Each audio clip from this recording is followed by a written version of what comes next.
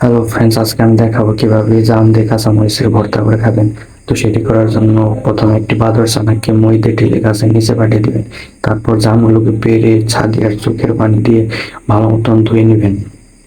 ছাদি আর চোখের জল ছাড়া এটা কিন্তু কোনোভাবে পরিষ্কার করা সম্ভব নয়, সেই জন্য অবশ্যই ছাদি আর চোখের জলই লাগবে। তারপর এগুলো দেখা যাবে কালো চকচকে।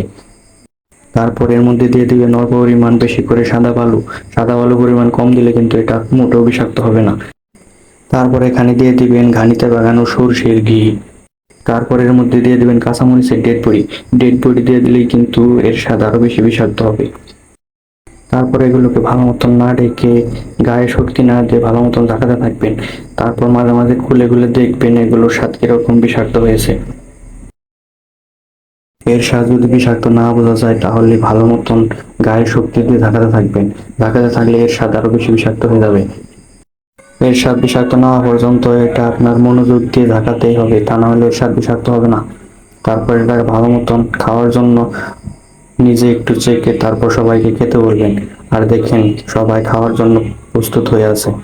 এর স্বাদ বিষাক্ত বলেই সবাই একটু চেটে পুটে খাচ্ছে।